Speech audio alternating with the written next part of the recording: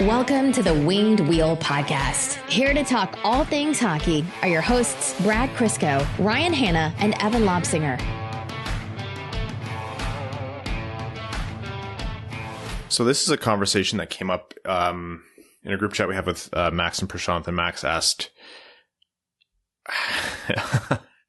what was the actual question, Brad? What's crazier, the fact that there's only 2 more games left, or that in a normal year there'd still be 28 left? And honestly, I have never been a shorten the season person. Like, I never thought NHL seasons were short by any means, but I've never been a 82 games is too much. Until this year, I definitely can sympathize with the people who want to shorten the season. The concept of there possibly being 28 games left after this point physically exhausts me. It makes me feel how Evan looks right now. Like, I just want to sleep for 10 years thinking about 28 more games. Now, for all the complaining and negativity on my Twitter timeline during Red Wings games, I have a problem. I will watch every game. I will enjoy it to some extent. And even when there's really bad games, I will be excited for the next game, even in a rebuild, even in a tank, even hoping for a loss, because it's still worth watching the Zadinas, the Rasmussens of the world, etc., and their development. I've always been a very pro 82 game guy. And I'm still a pro 82 game guy, because again, we're in the context of the 2020-21 Red Wings. Today's game, again, for everything I just said, was one of the very few games in my adult life I actually had no desire to watch. Like, I didn't really want to, which is very rare for me, but I'm like, you know what? I'm going to. I don't want to miss something crazy. I have to be informed about it, but I also remember the good years. I could comfortably watch 82 games of the 08 Red Wings, the 09 Red Wings. Basically everything from, birth up until 2016, I could watch very happily. And 82 games, 100 games, no problem. So for fans of teams that are perennially in the bottom, like the Sabres and the Coyotes, yeah, I get it. I'd be a 60 game truther if I had to, but understanding that there are better times ahead, I'm still very pro 82 games. Yeah, the shutdown last season has taken away any sense of me ever saying, I wish the season was over already. Like, not, wishing there wasn't hockey, but just saying, like, this is painful because this rebuild sucks so much. So I will never say that again. Like you, Brad, I still look forward to every game despite knowing what's going to be on the screen in front of us.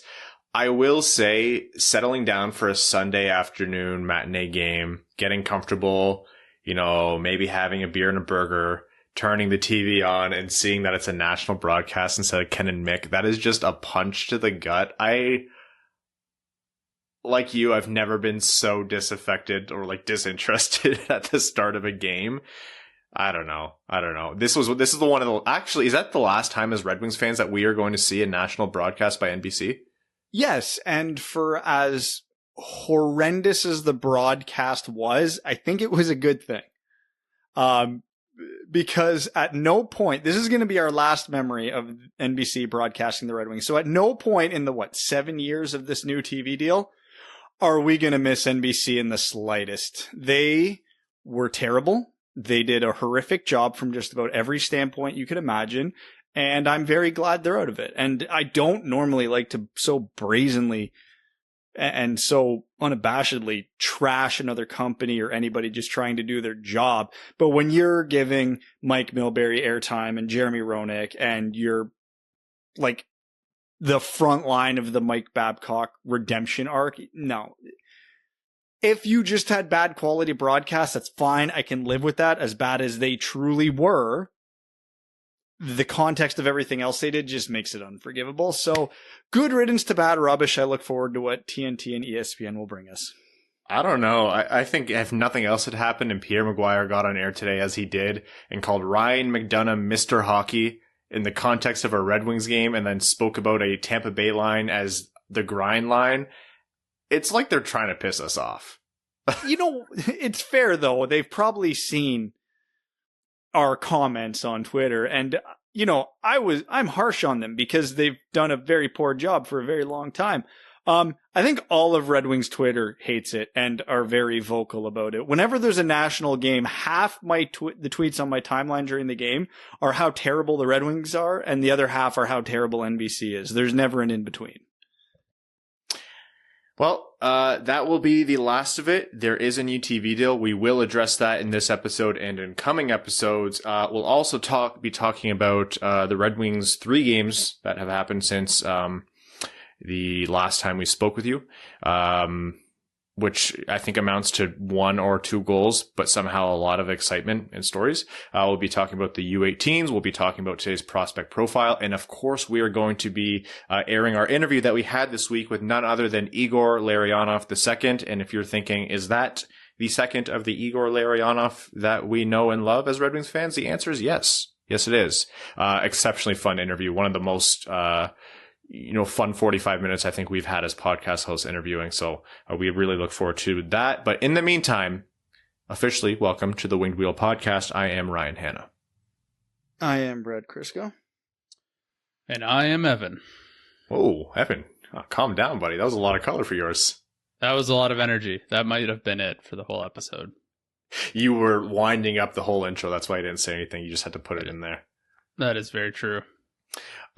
Quick announcement for everyone. Obviously at the beginning of most of our episodes, of late, we've been discussing with you our partnership with the Jamie Daniels Foundation. And I'll give you a little bit more info on that in a second, but, we would first like to bring focus to a fundraiser, that we started today, in support of the Jamie Daniels Foundation. This fundraiser was started at 2:30 p.m. for context, and it was framed as an end of season fundraiser. So we want to wind down the season by, putting together some support for the Jamie Daniels Foundation. So we imagine this running, until the end of the last game of the season, which is this upcoming Saturday against Columbus. It is something that we've been putting together for a little while now. So what we're doing is we are matching donations to the Jamie Daniels Foundation up to $1,000. And included in that $1,000 is some support and generosity from our very good friend Everett Johnson, at Born to Dan Hard on Twitter, who has been an incredible advocate for this show, and has done a lot of good charitable work. So thank you, Everett, for supporting and bringing that total, matching donations up to $1,000. So our goal was to raise $1,000 in support of the Jamie Daniels Foundation so that we can match that and bring it up to $2,000. In the span of from 2:30 until 7:30, so 5 hours, and most of this came within the 3-hour span of a Red Wings game. You guys raised $1,195. That is without our matching. So we are nearly at $2,200 total already, and we can't begin to tell you guys how much that means to us. That is, like, I was messaging these guys like the first, I'm like, oh, we're at like $45. We're at like $125. And a couple hours later, I'm like, we cleared $1,000. It was absolutely amazing. So we're very excited that you guys hit that $1,000 benchmark already. We hope to keep that going. We are going to keep this thing open until the weekend. And what we're doing to mix it up is not only having that $1,000 match of donations, we are also throwing in a Jacob Vrana jersey as a giveaway. The Adidas, the good ones, not the Fanatics ones.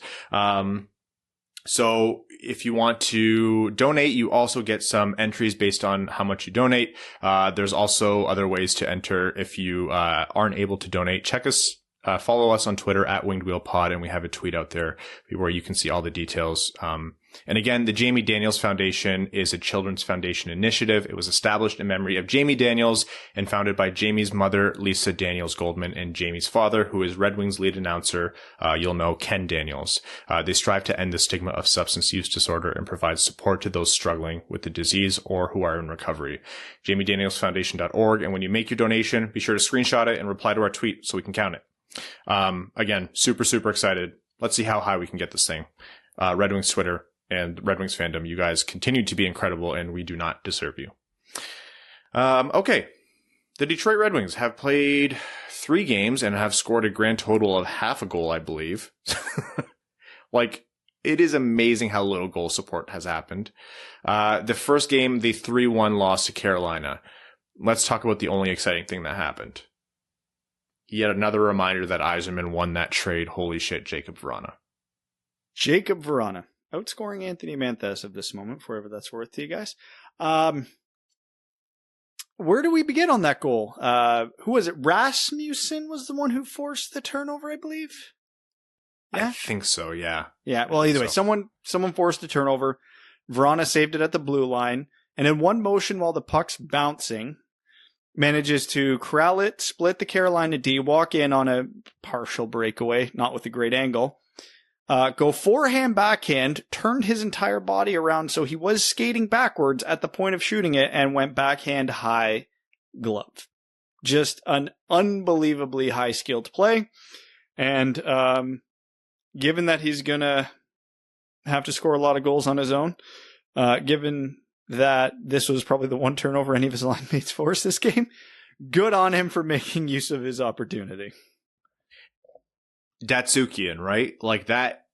Oh, yeah. The way he turned his hips and moved his body and framed the shot and then just finished with that smooth backhand high glove finish. That was like, that's the stuff we haven't seen since Pavel Datsyuk. Mind you, I'm about to talk about a Valtteri Filppula shootout goal, which reminded me a lot of Pavel Datsyuk, but that's a story for a few minutes from now.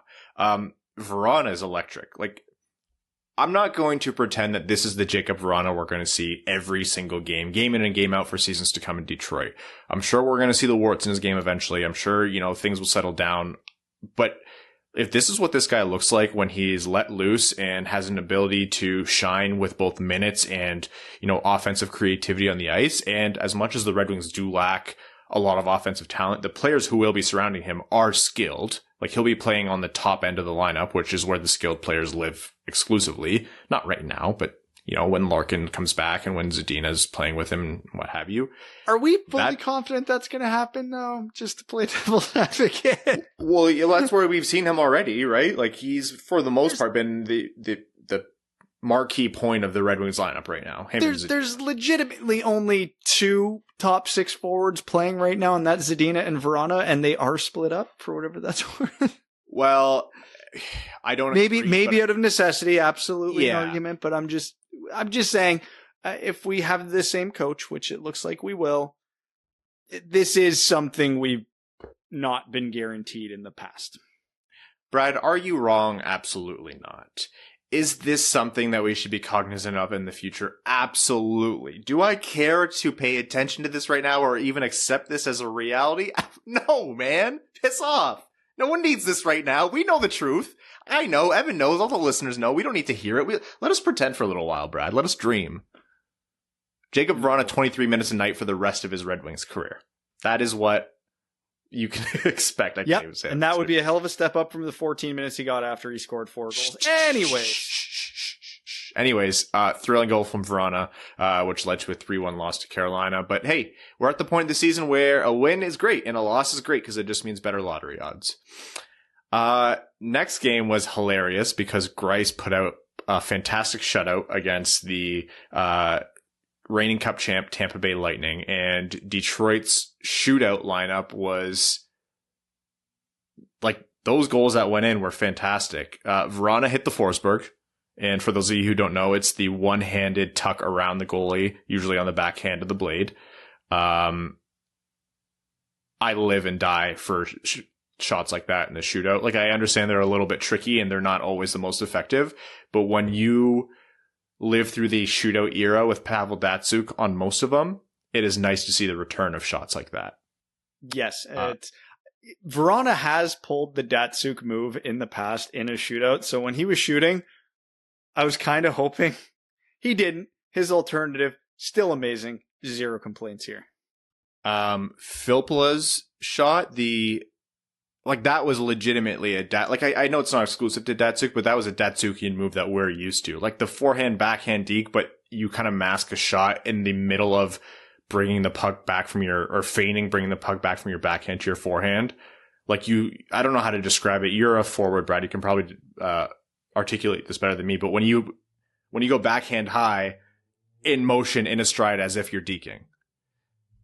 Yeah, it's an effective move. It's actually way tougher to pull off than it looks because the forehand backhand move's simple and usually effective, but in most cases the player will actually continue that direction with their body. They'll have their momentum take him that way. Filppula and again, the way Datsuk does it, and Patrick Kane does this move a lot too. He didn't break his momentum. He was still skating to his forehand side. So all he was doing was he brought the puck from his forehand to his backhand just to change the angle of the shot. But when you roll your wrists over like that on your backhand with your momentum taking you away from it, it's incredibly difficult to A, get that off in proper timing, and then B, get enough mustard behind it to get it up and over the goalie's pad. And I didn't think Filppula had that in him anymore, but was it a pleasant surprise?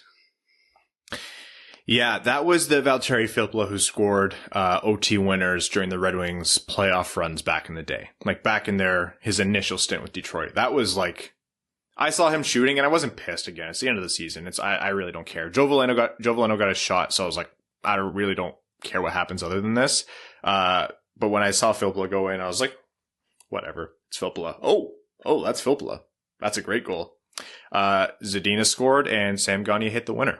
And it was just hilarious to watch Tampa Bay struggle against the Detroit Red Wings all night and then end up losing. And everyone, like a lot of people who are vocal about the tank, and they come up on Twitter, I don't think they're wrong necessarily. I think we're just burnt out about trying to maximize lottery odds, that we're not so wound up about it. And as we've preached to you, this isn't the draft year to get too upset about where you're picking if you get moved down. But what else were the Red Wings supposed to do? They have barely scored over the past 2 weeks. Like, Greiss played well, but Tampa Bay had nearly 2 minutes uninterrupted of 5-on-3. And what did they do? They shot into pads and passed around for 2 minutes. Like, Detroit gave Tampa Bay every opportunity to win that game.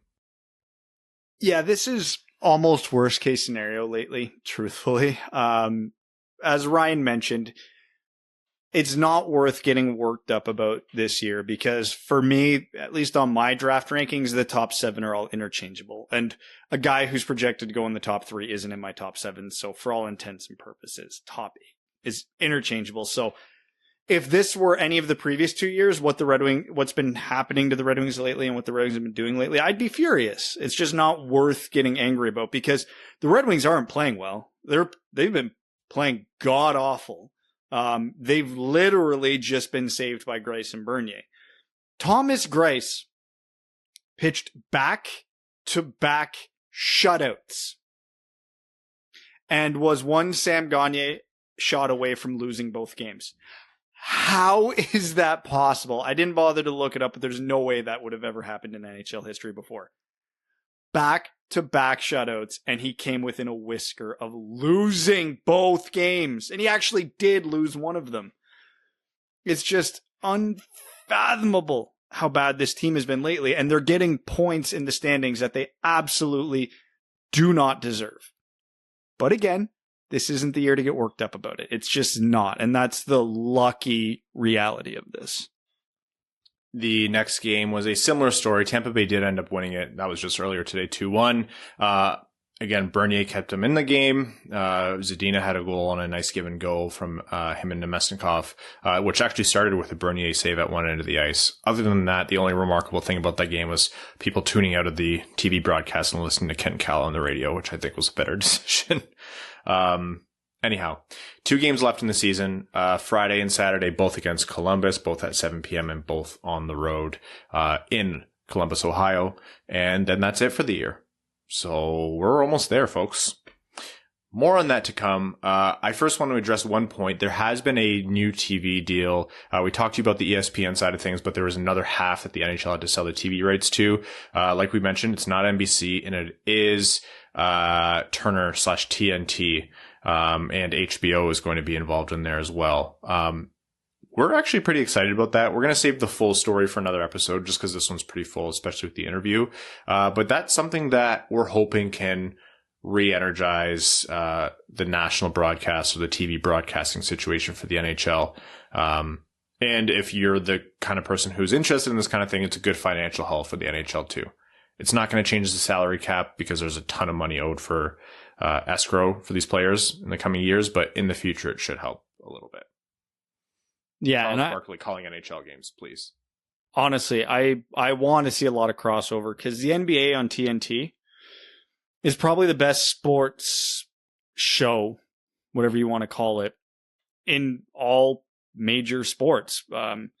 They have fun with it. They don't take themselves seriously. Shaq and Charles Barkley it's entertainment. It's the one thing that the NHL has been missing. And the best part about this deal was the president of Turner Sports, whoever it was, says, yeah, we're looking to bring elements from what we do with the NBA to hockey, which is music to my ears, because I don't want to see more Keith Jones and Mike Milbury and Mike Babcock and these stuffy, grumpy old assholes talking on TV anymore. I don't think anybody does. I don't care how good their insight is. If the broadcast is unwatchable, nobody's going to listen. And yeah, there's guys out there. You need good analytical breakdowns. You need it. It's hockey. You have to educate the fans at some point, but it can't be just that. It can't just be ripping apart a play. It can't just be talking about the way it was back in the 80s. No, it's got to be fun. Don't put the same types of people. Put, former players with big personalities on this panel and let them have fun with it, and don't censor them and don't ruin it. Because as good as TNT has done with basketball, I do have legitimate fears that the NHL will get in their own way. Like, bring on Kevin BX. The NHL, Brad? No. Come on. Never. Like, when PK Subban retired, PK Subban shouldn't have his skates off after his last game by the time TNT is throwing a contract in his face to appear on TV. Like, those type of players. Hockey players have good personalities. They just usually are too afraid to bring it out. So find the guys who aren't, put them on the panel, and have fun with it. And from the sounds of it, that's exactly what they plan to do. And I couldn't be more excited. Well, more on that to come. Evan is auditioning. He will have to have, I think, an intravenous dose of Monster Energy drink in his arm to be able to do it. But I think it could be fun. Promise him a round of golf at the end of it. I will take all the golf I can get right now, since I have zero golf. Of course, that's the part you focus on. Evan is my dog is food motivated. Evan is golf motivated. It's true. You'd be a terrible NHL player. You'd try to lose. You try to tank at the end of the season, even if your team was in the playoffs. I'd be like Taylor Hall, trying to be on the worst team every single year. Just take big money to go to Buffalo. Yeah, my no trade team list is just anyone in the top 15 who are in the playoffs.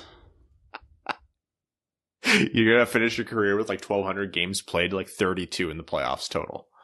Yeah, I'll have 16 playoff games total, but 1,000 games played. All right. Well, again, more to come on the TV deal and the future of broadcasting the NHL. For now, we want to give you some updates in the world of prospects. Let's start with the U18s. We are now in the realm of knockout stages. We have an understanding. Are we not? Yeah.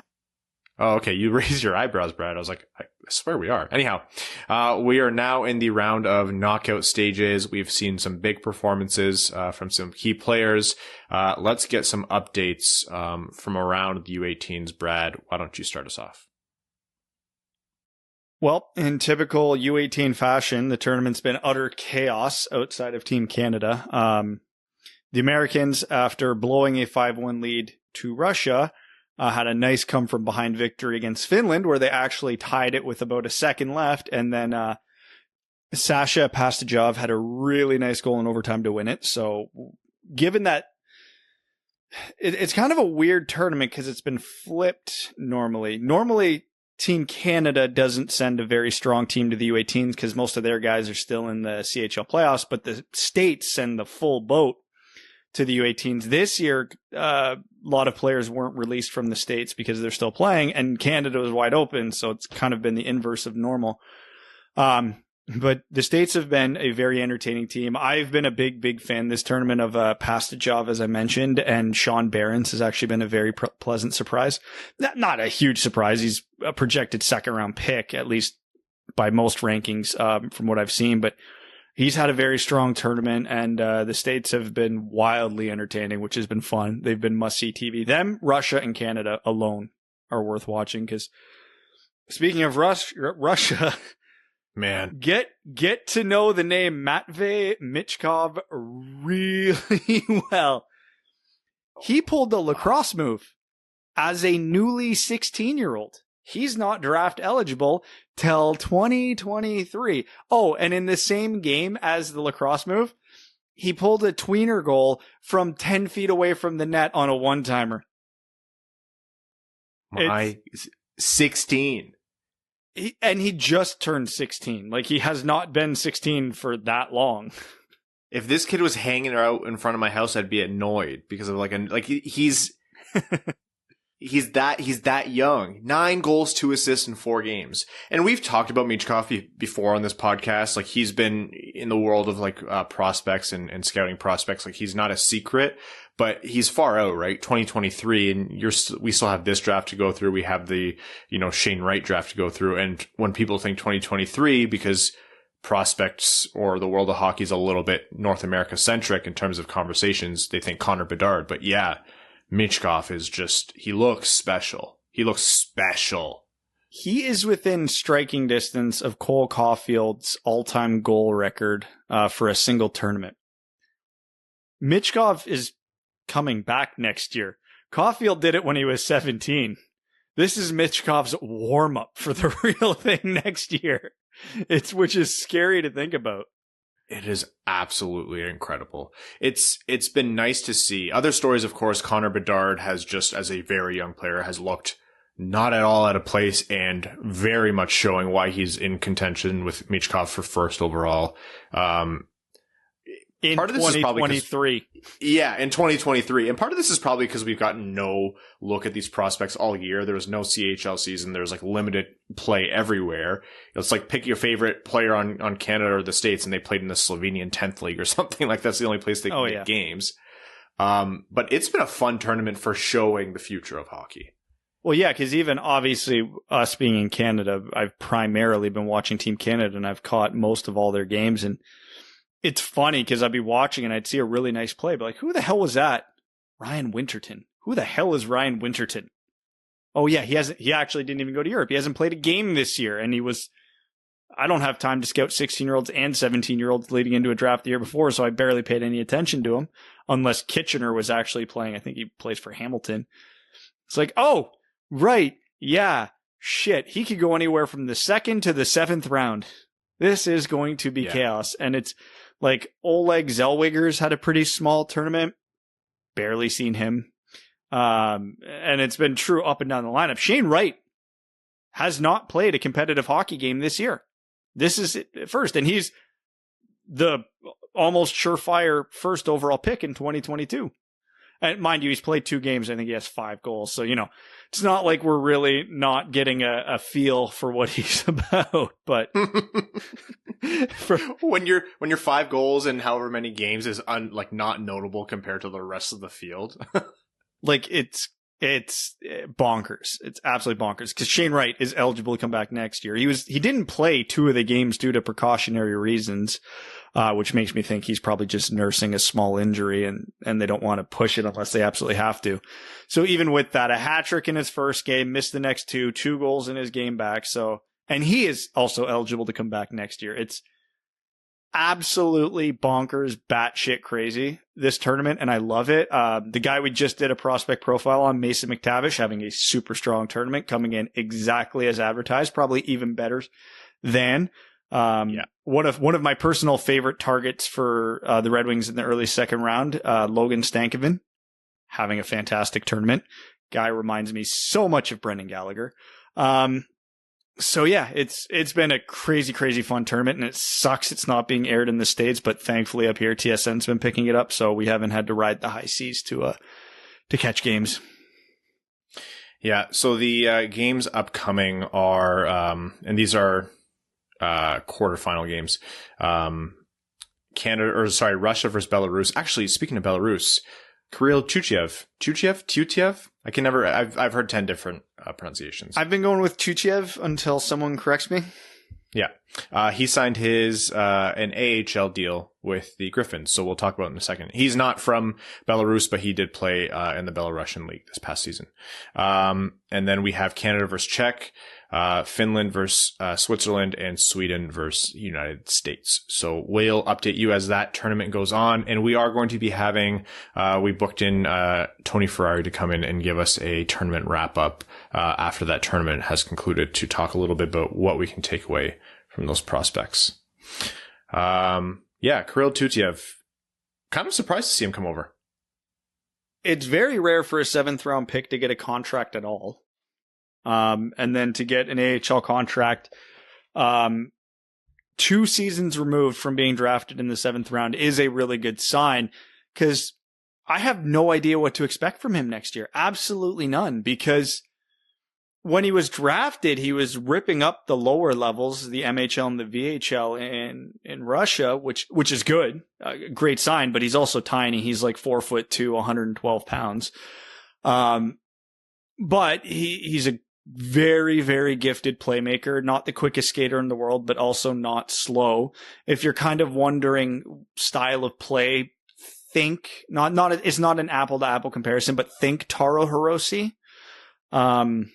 And yeah, so he could come over next year and get 1 point in 56 games, or be, 40, 50 point guy, and neither outcome would surprise me in the least. But again, he's a 7th round pick. This is all quote unquote found money for the Red Wings. Yeah, it is nice to see another instance of the Håkan Andersson pick come through. I always assume the 6th, 7th round picks that come from like obscure places in Russia or, anywhere over in Europe are the Håkan Andersson picks. So it gives you a little bit of faith. In any case, it's an AHL deal. So we'll see if that turns into an NHL deal. Let's see how he does with the Griffins. Exciting to see him come over. Nice, surprising bit of news. Francesco Pinelli is today's NHL prospect profile. Again, still early stages of these, but every episode as we can, we are going to be running prospect profiles on who you as Red Wings fans can look forward to in this upcoming 2021 draft. Francesco Pinelli has thankfully been a notable part of the U18 tournament, so we have a little bit more insight into him. So Brad, take us away on Francesco Pinelli, the prospect. Well, I didn't pick him today for nothing, because going into the game yesterday, and I think maybe still, he was leading Team Canada in scoring. So even though they had Shane Wright, Connor Bedard, Mason McTavish, Pinelli was the guy. And that's even with getting benched in the 3rd period of the 2nd game against Latvia. So he's had a roller coaster of a tournament. Now, Pinelli is one of those super interesting case studies in how to evaluate a player, because he's not a great skater. He's not a poor skater. He's above average for his age, but not by a lot. Pretty good shot, not anything special. Pretty good hands. I wouldn't say they're elite.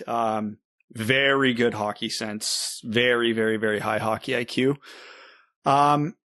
He's the kind of guy where you can watch a full game, you notice him twice, and then when you check the box score at the end of the game, he had 4 points.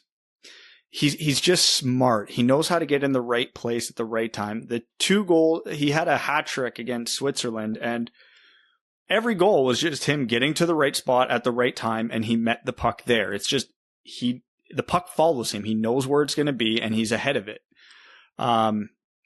He has a calmness to his game that I appreciate, but I know for sure is going to get misconstrued as laziness by NHL fans when he gets to that level. He's not as big as Anthony Mantha, but like he kind of looks like Mantha on the ice in the sense that it doesn't look like he's doing much, but he actually is.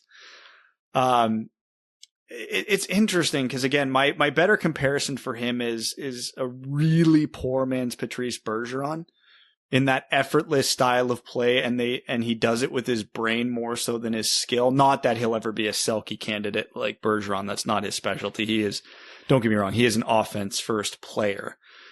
But yeah, super fascinating. He had to play in, was it HCC Genesici in the Alps League, like a Slovenian men's hockey team this year, because he plays in the OHL for the Kitchener Rangers, and obviously they didn't have HL is a great league name.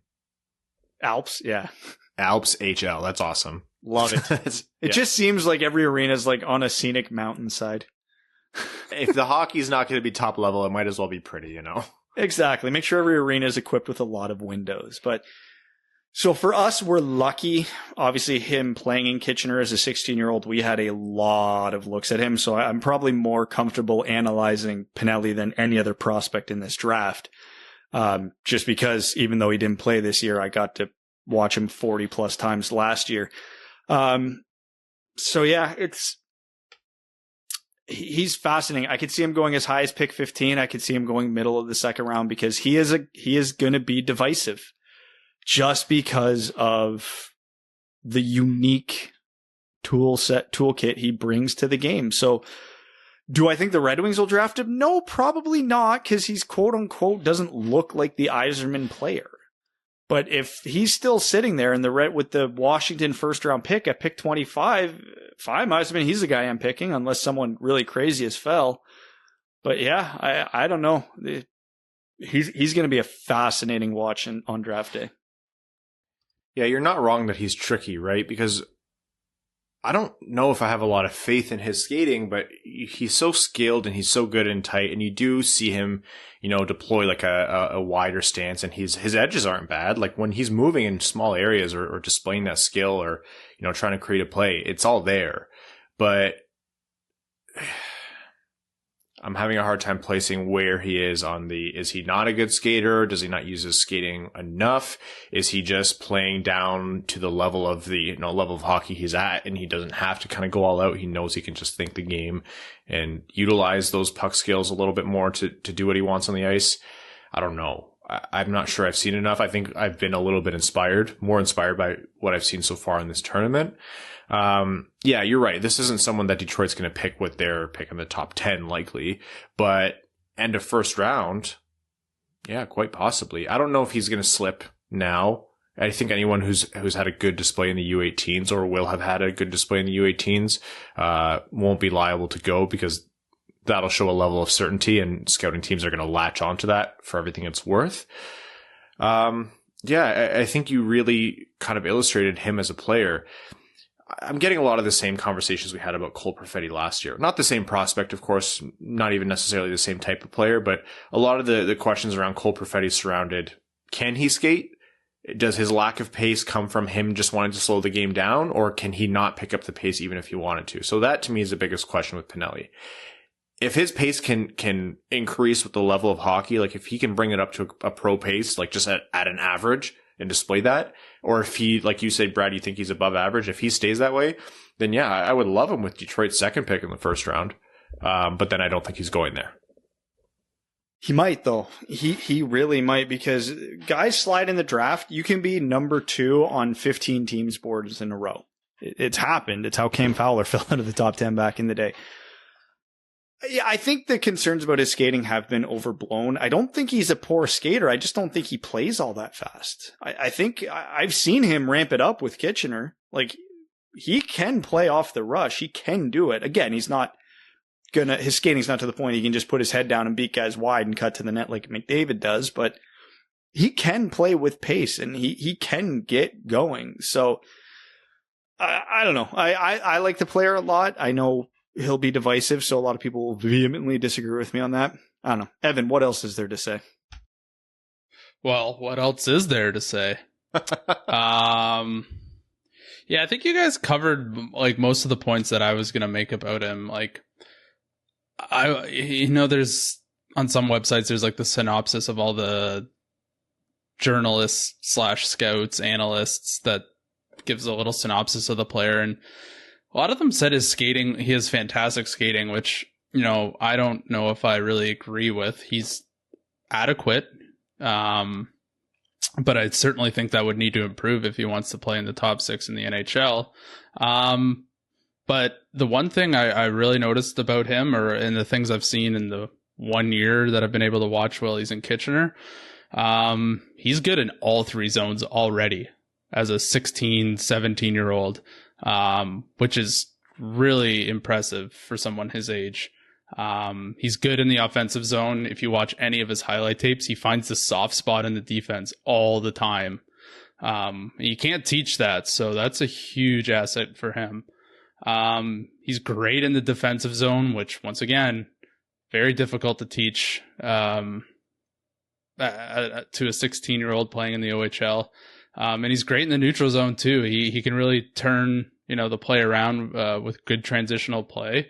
And he seems like a rather smart hockey player. So I don't think he slips to the second round, because there's going to be a team who loves his style of game and the traits he has right now, plus how he's playing at the U18s. So I think if the Red Wings want him, they may have to trade up that first round pick because I don't think he'll be there. Well, depends how Washington does, but I don't think he'll be there in the second round.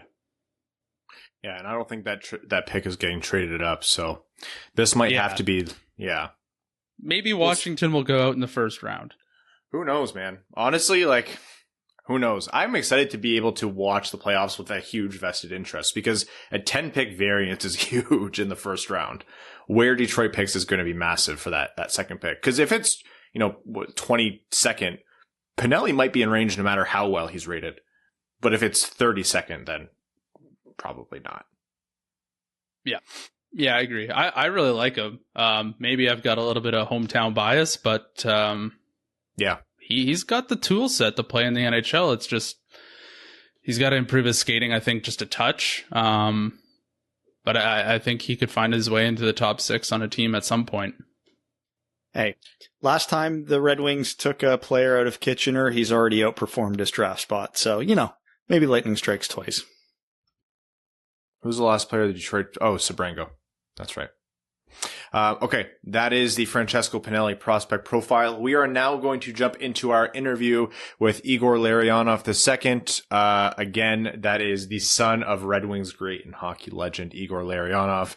One of the most colorful, animated, interesting, and cool people we've ever interviewed. And it's fun to get perspectives from a legitimate pro hockey player. So, chock full of great stuff. Some people were like, post the unedited interview. I promise you, I didn't edit a single thing. Like I did not one thing was cut from this interview. You're getting it in all of its stupid glory. So without further ado, enjoy our interview with Igor Larionov II. Here to dethrone Evan as the master of the 69 joke, we are joined by Igor Larionov II. Igor, all the way from sunny LA. Thanks for joining us, man. Thanks for having me. I'm super excited to, talk some 69 jokes and talk some hockey.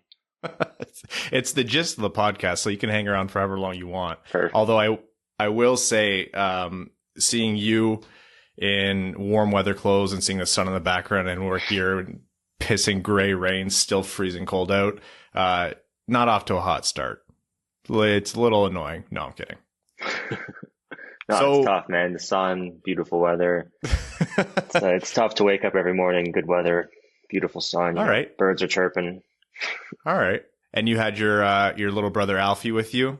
Oh yeah, he's sleeping now. I just had to feed him so he doesn't, start begging for food. Alfie, another original Larionov. All right, let's just talk about it. You just played a season in the KHL. You played for Kunlun Red Star, which is usually out of Beijing, but you were out of Moscow this year, obviously, because of COVID. What was that like? It was a lot of fun. The team, we had mostly North Americans, and it was one of those things where usually I feel like teams are people are friends, but in reality, they wouldn't be too upset if one of their teammates get a season-ending injury or something, more playing time. But over there, everyone was so, friendly with each other. We were all like pulling for each other. And it was one of those things where like when a situation is kind of shitty, you guys bond a lot. So it's one of those things where we bonded on all the things like that would happen. We'd like walk in the locker room and see something that you typically wouldn't see in North America. We'd just look at each other like, what the hell's going on?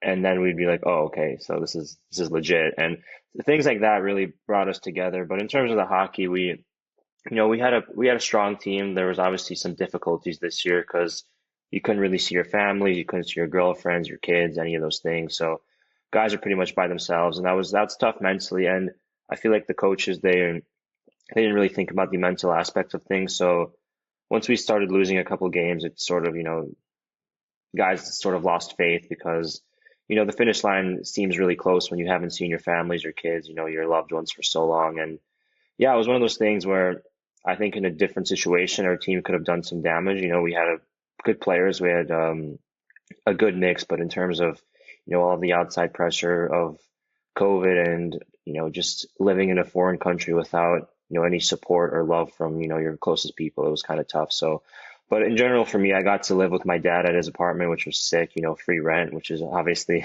a big thing. But no, it was a blast. It was a ton of fun.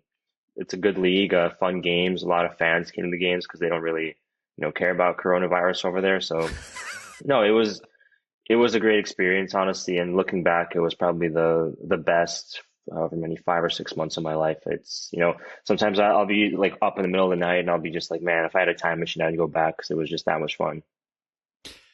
I mean, we've all heard the KHL stories and the Russian hockey stories. Was there a moment that season that kind of encapsulated, or your first moment of, yeah, this is one of the stories I've heard about?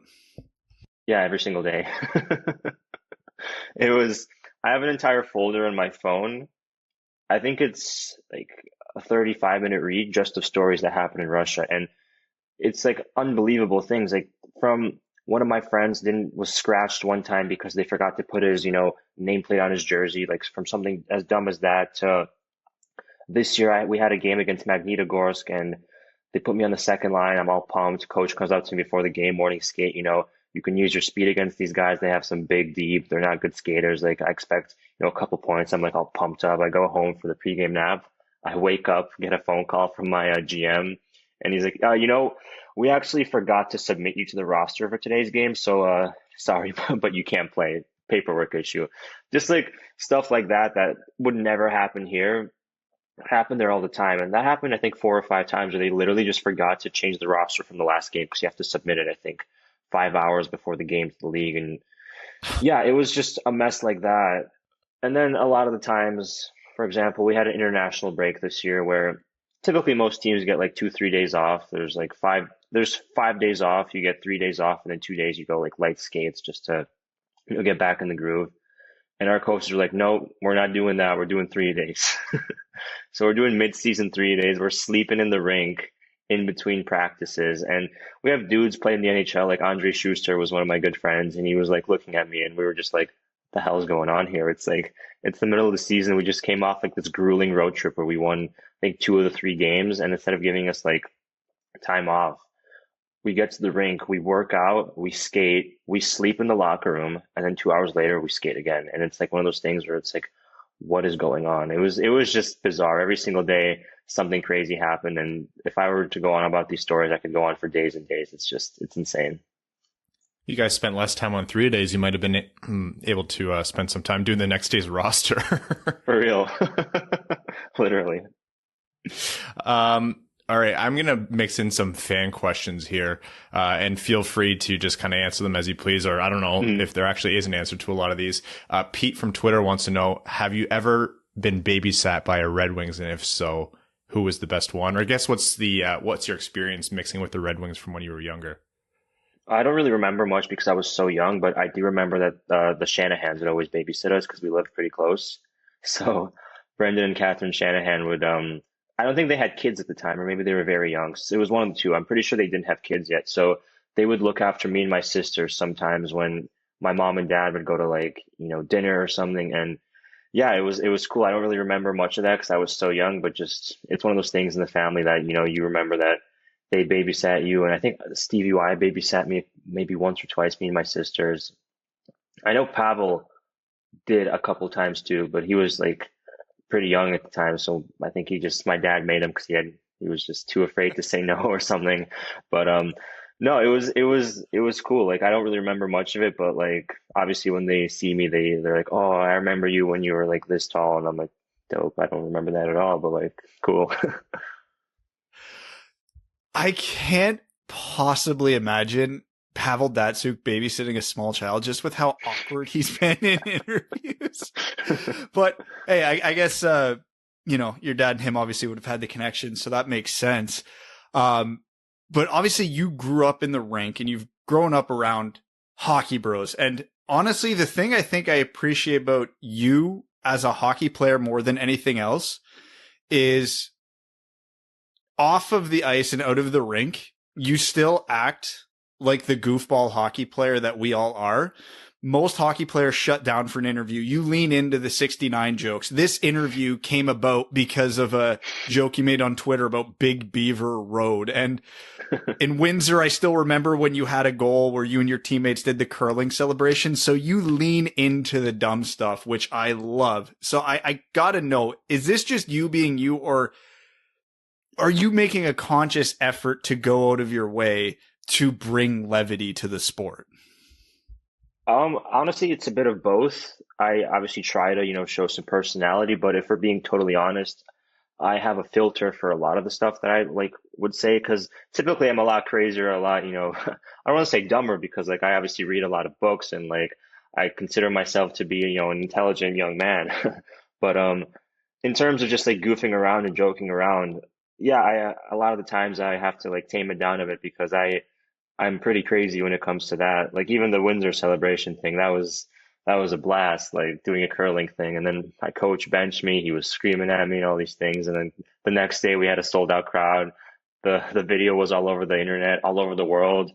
And they didn't say anything to me. They were like, "Where'd you even see this?" I was like, "The NFL, an NFL team did it." They're like, "Oh, well, you're not the NFL." I'm like, "Yeah, exactly. We make a lot less money. We're a lot less popular. So maybe we should be like the NFL."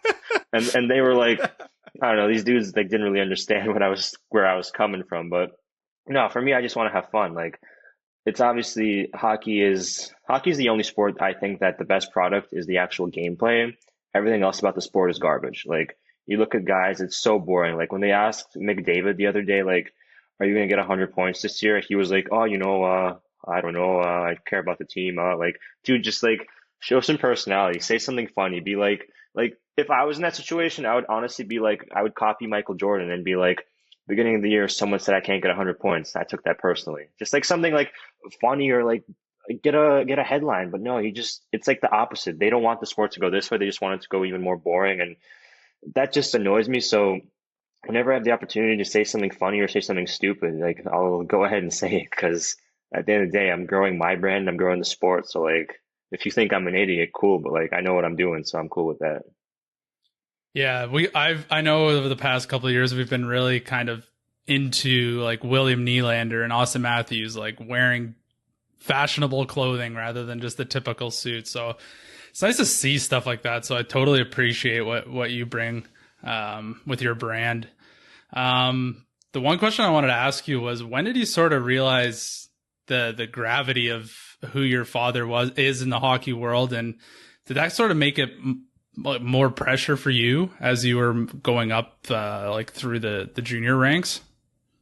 Yeah, that's a good question actually. Growing up, I always knew he had a big name, and I knew I had a big name because there was always a lot of attention to me, even from squirts, mites, peewees, all those ages. Like whenever I'd play, there was always a big crowd because they all wanted to see the Hall of Famer's son. That was like what everyone wanted to see. And I got a lot of cheap shots growing up because obviously everyone wants to hit the kid whose dad played in the NHL for like 100 years. So for me, that was always funny because deep down inside, I love to be sort of like a little bit of an agitator when I play. I like to get into it, and I like when people, take penalties on me. So I was always cool with that. It didn't really bother me. In terms of like pressure or expectation, it's like my dad, I think, is the first or second all time in trophies won in the history of hockey. Like if I win 2 Stanley Cups, 1 Olympic gold medal, 4 world championships, I'll still have a worse career than him.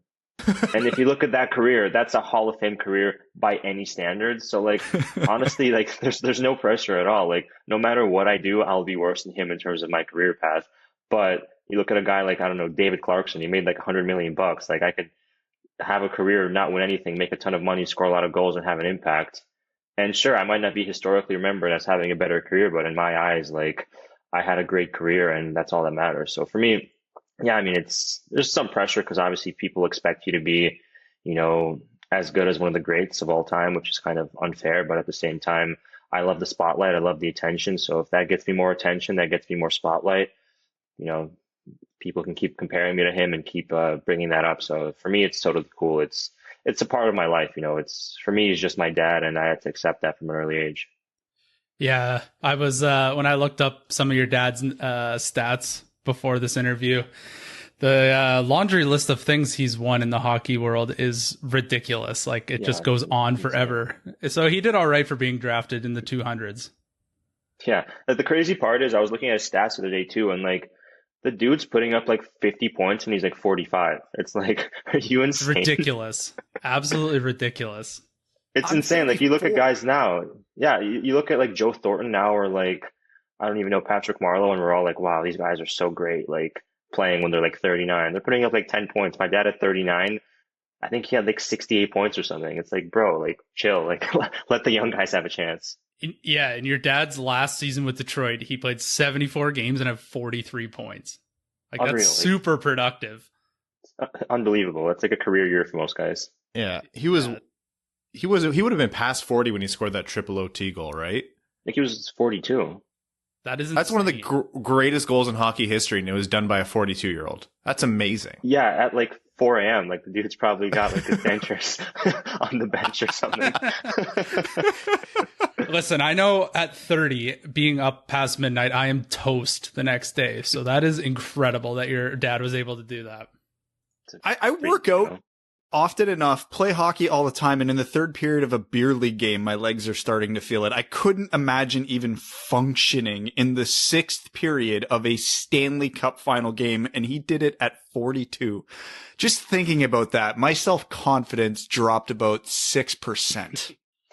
It's crazy. Like I look at his stats, and throughout the 80s, it was always considered like the top 3 centers in the world were like Mario Lemieux, Gretzky, and then my dad. And I just always thought, like, imagine if he played in the NHL from the age of 18, how many points he would have. If he was, putting up pretty insane numbers as like a 35-year-old, 37-year-old, 40-year-old. So if he played from 18 all the way until he retired, I think at 45, I'm pretty confident he would be top 2, top 3 points all time, because playing for that long, and even if your statistics are like split in half, like let's say he was half the player when he was younger, which I think he was probably 3 times the player when he was younger, a 44-point season, that's like almost a 90-point, 100-point season. So if you think about it, like that's, 8, 9, 100-point seasons taken away, if not more, and in the 80s, obviously they were scoring a lot more than the 90s. So that's potentially 120, 130-point seasons for 10 years.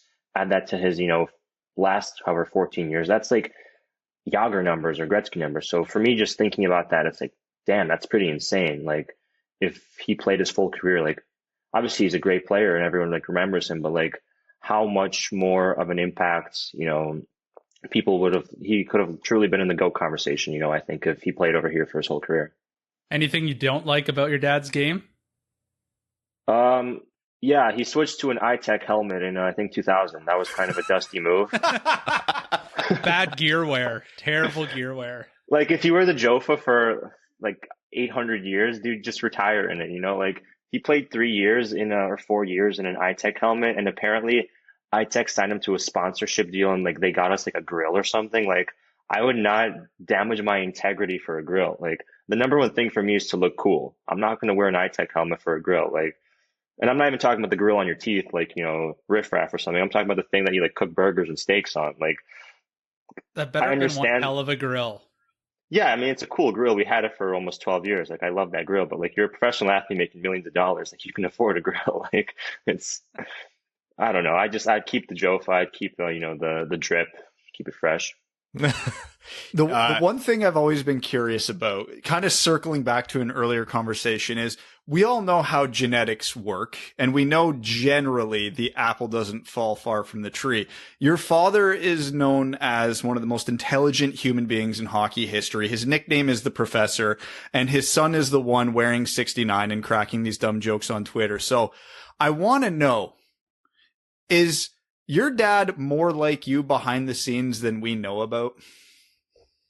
Honestly, not really. He's pretty like smart, but like at the same time, I'm also, the thing about me is I feel like I can adapt to most situations, where with my dad, I can be like I'll put my glasses on, I'll be like the junior professor. I'll talk about like the theories of chess, and like if 1977 was a good year for wine or whatever, like boring stuff like that. But like when I get into like a regular situation, I'll talk about just about like, I don't know, like funny stuff, but he's got some jokes. He's pretty funny.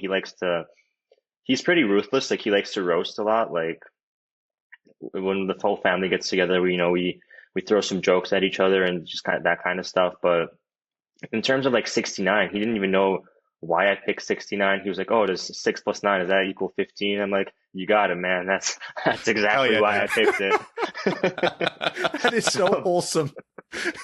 That kind of went over his head, but like, I don't know. I feel like Russians don't really realize the whole 69 thing. And honestly, when I picked it, it was we had 4 options in terms of jerseys when the GM called me, and 2 of them were too big. So it was between, I think, 69 and number 88. And I was like, which number will impress more girls? And I picked 69. And at the end of the day, Man. that worked for me in the short term. And yeah, it was a blast. And I played well with that number. So why would I change it now? I'm not superstitious, but I'm a bit stitious. So I might keep it. If you make the NHL, are you going to keep it? 100%. If they let me, yeah. like, they should let me though, because like that will sell out the number 1 jersey in the league. Like oh my God, it's a smart marketing idea. Evan is actually rich as hell. I don't know if you know this, but he's a billionaire. He doesn't tell us how, but for sure this dude's a billionaire. He would spend all of his money on Larionov II 69 jerseys. Perfect. Let's get it done. If you made the show, would you do Larionov II or just Larionov on your jersey? Maybe the second, because I don't think anyone's done it before. And that it's like not because I prefer to go the second or because I think it looks cool, just because no one's done it before. That's probably the only reason why I do that. All right, so we've talked a lot about your dad. I'm sure we'll have more questions about that, but more about you. You're a pro hockey player. You just played a season in the K. You've come up through the ranks. You played in Quebec. You've played in my hometown, Windsor. You played for Muskegon for half a season. What's next for you? What are your plans? Yeah, so for now, I'm just talking to my agents. I'm training right now. I got 4 times a week. I'm in the gym, and then I don't like to skate too much in the off season because I feel like by the time the season starts, my body's kind of like worn down.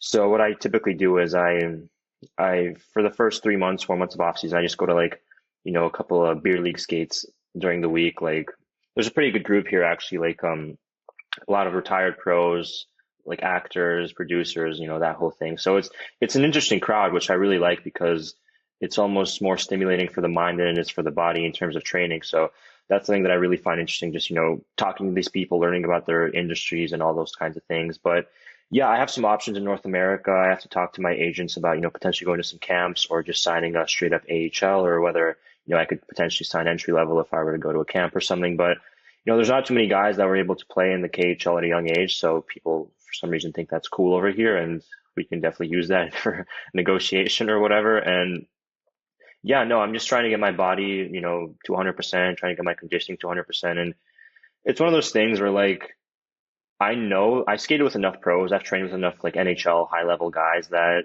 when I'm at 100%, like I don't doubt that I'm any worse than these guys or that they're any better than me. So when I'm at my best, I know that I can show up to a camp and I can, earn a spot or steal someone's spot. So I'm not too worried about that. Hockey's always been the one thing that I don't need to worry about. Like I just work hard and things, sort of take care of itself, when you show up to a camp or to a new team. So in terms of that, I'm just focusing on just getting stronger, improving little things, watching some players that I, look up to a little bit. And yeah, it's fun. It's exciting. And I think that, the next 2 or 3 years will be a really fun and cool time for me. So I'm just excited for that.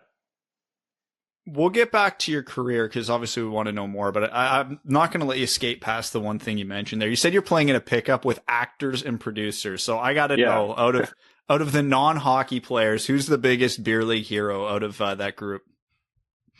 There's this one dude. He's in this band. I'm not sure what the band is, but apparently everyone's like, it's a pretty big band, but I really don't know what it is. He never played hockey, but he can fly. Like I'm telling you, this guy's faster than a lot of like the actual pros that I've played with. Doesn't really have too much hockey sense because obviously he never played hockey, but like he can fly. But in terms of an actor that I saw and I thought, like, damn, this dude, I thought he was a former pro. Like, that's how good he was. I thought he was a former pro that retired maybe a year or 2 ago. And that was Taylor Kitsch from Friday Night Lights.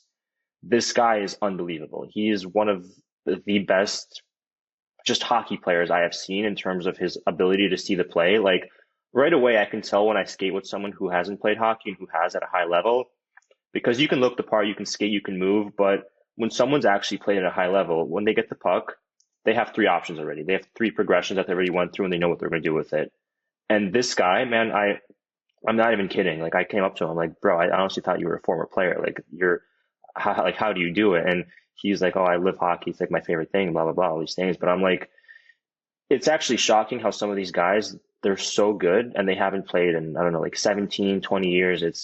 It's impressive. I'm like, you're better than some of the players I played against in the KHL this year. And like, you're, starring in like, Netflix series and like Disney movies and all that. But no, it's impressive. There's a lot of guys who you wouldn't think are good, but they can play. It's kind of cool. It's kind of cool to, get out of that typical environment and, get into because the conversations are totally different from like a regular hockey locker room. They're much more, I would say almost like artistic, artsy in a way compared to like a typical locker room where it's, video games, girls, booze. Here it's a bit more different. So yeah, it's cool to, just rub shoulders with these guys and just learn. And honestly, it's for me, I've always liked being in different situations that sort of require you to feel a bit uncomfortable, because obviously I feel very comfortable being in the room with hockey guys. I've been doing that since I was, 2 years old, but being in the room with like, producers, actors, directors, musicians, it's a bit different. And for me, I think that's a cool opportunity to grow. And I'm super, I think it's really dope. Trying to position yourself there for a post-hockey career? I mean, you never know. Why not? Like, it's one of those things where like you see a bunch of people doing it and it's like, cool. Like I could do a Russian accent, wear my hair all the way forward down to here and be like, I must break you or something. And get your Adidas tracksuit on. Oh, absolutely. Adidas tracksuit. I got a vodka bottle over there. Start doing some weird dance moves. Like, hit me up. You could be the bad guy in every action movie. Easily, without a doubt. Like I got the tattoos, like, right here. Like show the money one. Where is it? Slower than you thought. It's there somewhere. Yeah, there it is. But like, yeah, I mean, that's literally Russian bad guy 101. So, Netflix, hit me up.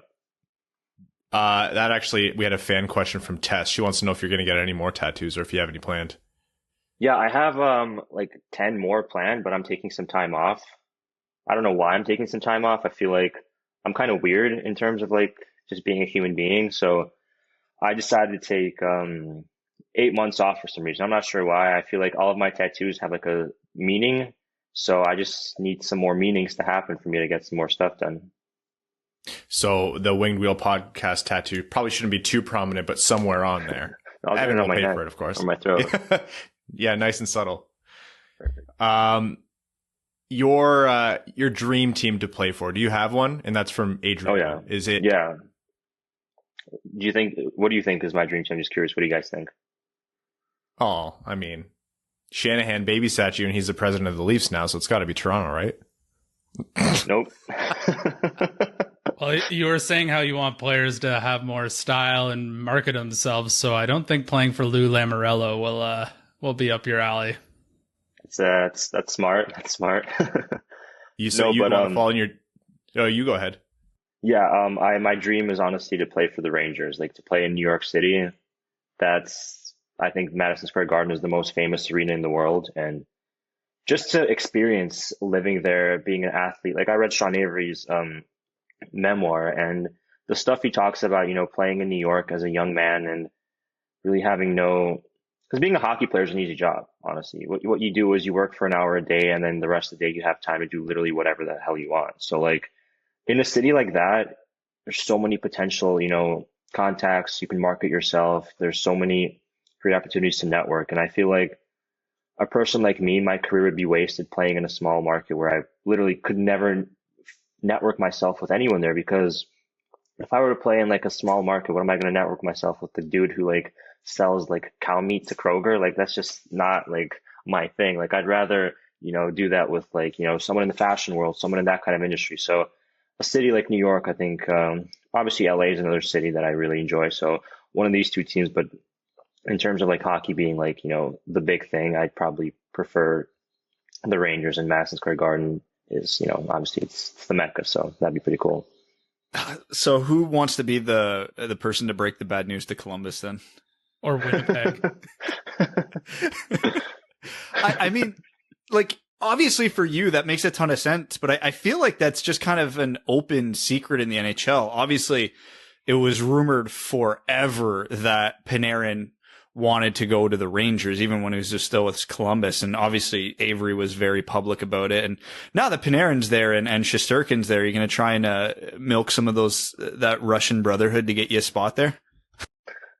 I mean, that'd be nice. I watch a couple of their games and I'm like, man, like these dudes, like, honestly, like I see a lot of players, and I see there's quite a bit of players this year that play in the KHL with me or against me, and a lot of them had less points than I did in more games than I played. So like I look at these guys and I'm like, if you're in the NHL and like, like I can do it too, because if I had more points than you in less games, then obviously the game isn't all about points, but like if I was able to, at the end of the day, production still matters. People look at production. So if I was able to produce at a higher level than you are in less games, I think I have a chance to also play in the NHL. So I look at every team and I definitely look at spots that I can, potentially take or challenge for. And honestly, playing with a bunch of Russians would be cool because obviously my heritage, and I know Shesterkin, met him a couple of times. He trained at the same place that I trained in Moscow a couple of years ago. So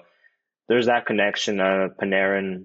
The thing is with me and Russian guys, they all know who I am because of like obviously who my father is. So there is always that connection. And yeah, I mean, I'd love to do that. Like Kravtsov is there now. My dad coached him a couple months ago for the Russian national team. And yeah, just honestly, I feel like I could fit in. And I'm the type of player I played better in the big scenario, big crowd. Like this year we played against SKA St. Petersburg, the biggest team in the KHL. They could arguably maybe beat, an NHL team on their night. They have a payroll, I think, of $70 million. They're a huge team, huge club. And that game, we're obviously Kunlun, we're not that good. We were the worst team in the league. And we ended up winning that game. I got a first star game-winning assist, played out of my mind. 2 nights later, we play in Torpedo or something, little town, middle of nowhere, no fans, bad team, and I have a horrible game. So for me, it's like, it's so much easier to play under, the spotlight, the big crowd, the hype, the challenge than it is to play against like even a bad team and like a bad team when there's no one there. So in a city like that, in an environment like that, I really think I can flourish. So obviously technically you're a Michigan kid born in Detroit, and do you still face the kind of stigma that Russian players typically face when you talk about pro hockey outside of the KHL? Like, for example, in the NHL, a lot of Russians are immediately labeled with, difficult to work with or coach, or they're selfish or anything like that. Have you kind of seen the same thing, even though you were born in Michigan? Honestly, when I show up to a team, I immediately just start talking about college basketball, NASCAR, baseball, the home run derby. Like, John Carlos Stanton's going for like 80 home runs this year. It doesn't matter if that's a realistic number or not. So I just play the American card as much as I can. And like, yeah, bro, like, remember Denard Robinson, that guy was sick. Just like random stuff like that. Just like weird, like American things. Like College Game Day is my favorite TV show, bro. Like stuff that I don't even believe in, but like I'll just say that so they think I'm more American than I actually am. So yeah, I mean, in terms of that, I do a pretty good job of like persuading them that I am like totally American, which I think I am because I literally went to school in America. I grew up here my whole life, and the only thing different from me to a different, American kid is the fact that my parents are Russian. I spoke Russian at home, and typically in the summers I travel, overseas to Europe, and obviously it's a bit different how you're brought up in terms of stuff like that. But no, I mean, I think I'm just like a regular American dude, minus the like, the negative parts of being an American. All right. So I want to follow this up. I want to pit Russia against the States again, in a different context though. So one of the big talking points of the World Juniors was the really unique style of coaching your dad implemented, which was more of the old Russian 5 style, puck possession, no dump and chase, toss the puck around. This is our puck until we deem otherwise. The NHL, for the most part, is the exact polar opposite. Tight checking, defense first, dump and chase. Does that not drive you a little nuts, knowing how much success your dad had with that style of play versus this ultra hyper conservative style that they play in most professional North American teams? Yeah, no, it's frustrating. It's very frustrating when it can be so easy to play the game when it's a 5-man unit that just moves the puck and plays together. People think it requires insane amounts of skill. They bring the example of like, oh, these guys had so much skill. Well, yes and no. If you look at my dad, he never did any fancy toe drags. He never did any of these like fancy dangles or moves. it was just pick your head up, make a pass, get open. That's literally all it is. It honestly requires no skill besides from just using common sense and having some basic hockey IQ. So in terms of that, yeah, it's annoying because it's such a more entertaining game when people play, the possession attacking style. And like some teams do play that game. I feel like Toronto does a decent job of that. Like they play more of an offensive style. Like that's obviously fun to watch. But then you watch other teams like the Lamoriello teams. They're historic for, playing, defensive hockey. And that's really, sure, it might work, but I think that's kind of becoming obsolete a little bit because that kind of style isn't working. And honestly, looking at the game, I feel like more and more teams are kind of progressing to that, puck possession style. Because even if you look at, some of the D coming into the league, some of the forwards, a lot of smaller guys are starting to come in because a lot more, speed and skill is sort of required now than like just dumping it in and grinding away in the corners, giving someone like a shot in the back of the legs or whatever. It's moving in the right direction, but I think that honestly, if my dad's the type of coach where people usually say, oh, well, we can't do well because our roster isn't good. Well, I mean, you're the coach. Your job is to make the roster perform at its highest level. And I think that my dad is the type of coach where he can take a subpar roster and make it better, just based off the way they train, based off of the confidence he gives players.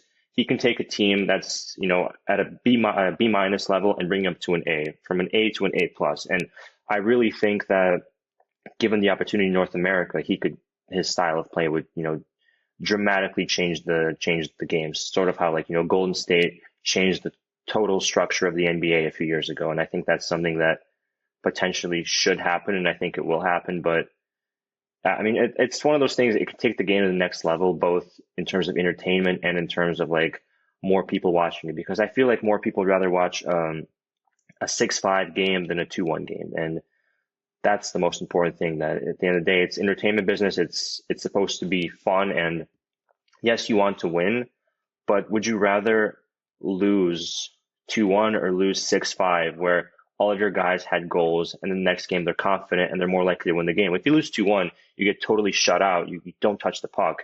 You're going out the next game, you have no confidence because you barely play with the puck. You stood in defense the entire game and you stood in your set forecheck. There's nothing worse than that. I'd rather lose a game where everyone, we lost, but we battled, we had chances, we scored goals, we have confidence, we're making plays. You're more likely to win the next game knowing that you have that ability than going out the next game after, touching the puck 4 times the entire game. And I think that's something that should definitely be changing in the NHL and just hockey in general. Igor, when you talked just now about your dad getting the most out of the team and how he'd changed the style of the game, I want you to know that all however many thousand listeners are listening to this in their car, at work, in their headphones, were screaming at, into their phone, ask him the question. Do you think your dad, from what you know of your dad, do you think he'd want to come over to the NHL, and do you see him ever coaching the Red Wings? Absolutely. I think that's his biggest goal in his life right now, would be to come over to the NHL and be a coach. I mean, it's either that or to walk one of my sisters down the aisle is his, thing that he wants more than anything in the world. But yeah, I know for a fact he's wanted to be a coach for a long time. He's always worked on it. People say like there's no experience, but like if you look at it, the last 10 years, every summer he's taken like his clients, and every single day all summer long he's working with them, and just stuff like that where sure he might not have game experience, but even now he's worked World Juniors, he's worked Euro Tours, international tournaments. So the experience is there. But the thing is, if he's able to, improve a player in a 2-week span, think of what he can do in a full year. That's insane. Like whenever I skate with my dad for 2 weeks, I go from this level to this level immediately. Like it's unbelievable. Like I literally can take off five weeks from, after the season of not skating. And the first day I can barely catch a pass, barely do anything. 2 weeks with just skating with my dad, I'm in mid-season form. It's unbelievable. There's nobody that I've ever skated with or trained with that can do that. And you talk to all these guys and they all say the same thing. Like I'm talking to my buddies who are on the Russian national team, and they're like, it's unbelievable. We don't want to go back to our teams. We're having that much fun with him. We're actually getting better. So in terms of like coming over, I think that would be that would be the biggest goal he has for his career right now. And I really hope it happens because he's amazing at coaching, and that would be just so much. It would do so much for the game. And I really hope that, because it's a great game, but like if you want to get better, you need to evolve, and he can really evolve the game into becoming more entertaining and more, appealing to the eye. And that's something that is really important in my opinion. Can you guys think of how insane Hockey Town would go if Larionov came back and was the one to lead this team back to a cup? Your dad, that name would have been cemented in Detroit legacy twice over, with you playing on the team, of course. I mean, I'll start the GoFundMe for the statue. Honestly, I have no problem. I'll contribute the first few $100. I'm fully on board. So playing under your dad's it's not a thing that you'd would want to avoid. That's something you'd be into then. Honestly, I'd rather, that's like, if I had a choice between any coach in the entire world, I would pick him 100%. I think he's without a doubt one of the best coaches, I would say, currently out in the world right now. And it would be just the ultimate pleasure and the ultimate fun experience, but also you get so much better as a player. So I don't see how any player wouldn't want to play for him. It's absolutely, it's the time of your life, to be honest. So we have a question here from Jake Mackey, and it's kind of an open-ended one. Do you really believe that hockey is for everyone, taking into account the effort or lack thereof that the NHL and the international leagues put forth in that? You've been obviously really outspoken on Twitter, advocating in a lot of different ways. That's been, to the applause and praise of a lot of people. What's that been like, and what's your take on that part of the game? That's a tough question because I do not think at this moment hockey is for everyone based on how the leagues and players and just people in hockey are treating, people that are different to the typical hockey player. And that is very sad because a game should have no limits, should have no borders, and it should truly be for everyone. But when a certain type of person or a certain type of group of people feel threatened or they don't feel comfortable being themselves in a sport, you can't say hockey is for everyone, because for hockey to be for everyone, the sport needs to open their arms, need to acknowledge, and most importantly, they need to listen to what people are saying. And when you listen to what people are saying and you understand and you implement the right changes, then yes, hockey is for everyone. That saying is kind of annoys me because you say hockey is for everyone, but you do nothing to prove it.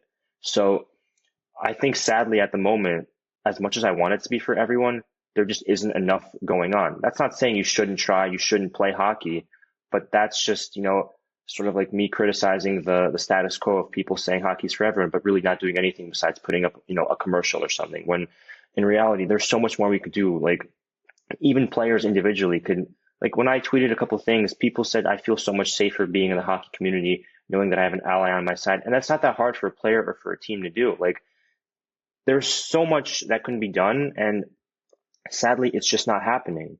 So I think that it might be moving in the right direction, but at the moment, the hockey's for everyone.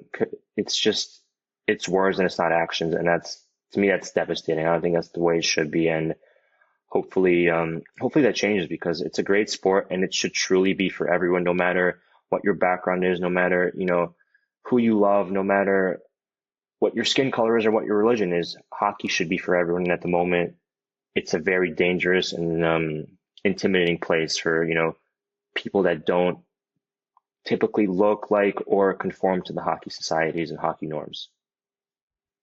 Now, the one thing I'm curious about, obviously you'll have a unique perspective on this because you play professional hockey. I think it was Curtis Gabriel of the San Jose Sharks went on record in an interview this year saying he doesn't think NHL locker rooms are ready to accept gay players or trans players or whatever it might be.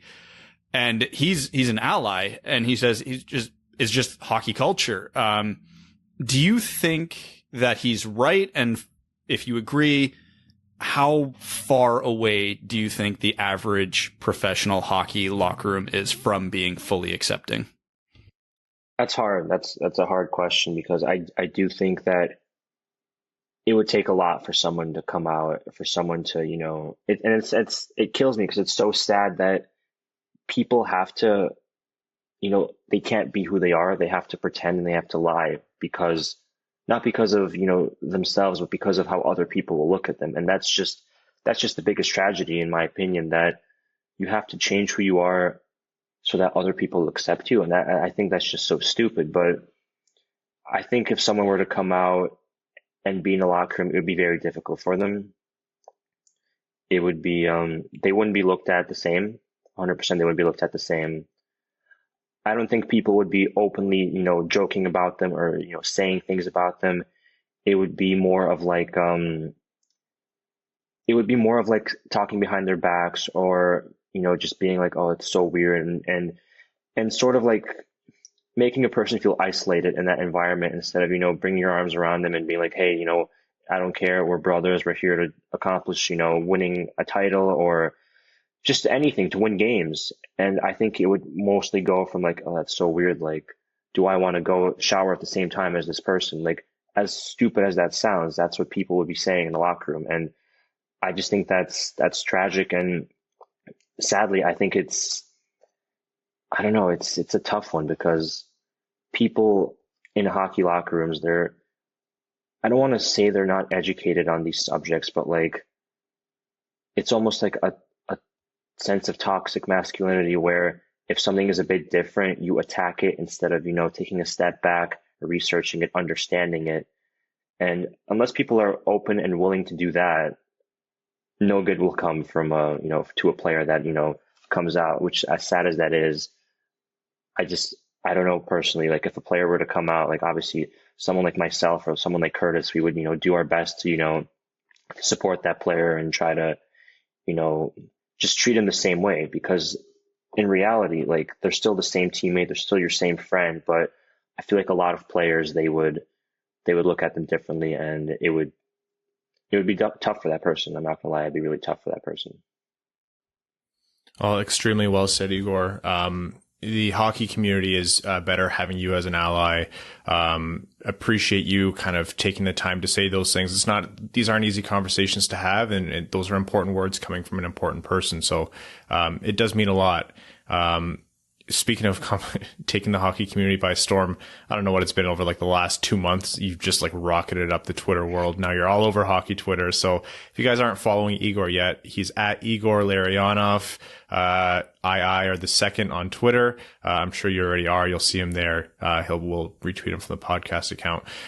Igor, best of luck in your summer off season in LA. Best of luck, in your next steps in your career. We hope to see you in the show soon. And, who knows? Maybe you'll be the first active NHL player to come on the show when we have you back. Perfect. I love that. Beauty. All right. You're going to get a number 69 Winged Wheel podcast jersey eventually. In the meantime, thanks for coming on the show and, let's do it again. Perfect. Thank you. Yeah, I'd love to. Cheers. Welcome back. That was our interview with, Igor Larionov, the smaller version, the student. Do you think a lot of people called him the student as opposed to the professor? Or is that just like the world's corniest hockey nickname? God, I hope not. I have definitely had a lot of hockey coaches who would have loved that nickname and who would have never stopped repeating it because they thought it was the most clever thing in the world. Which isn't too far off how we are on this podcast. Oh, God. Okay, that's even a dad joke I wouldn't make, Ryan. If that's beneath you, it's bad. Low.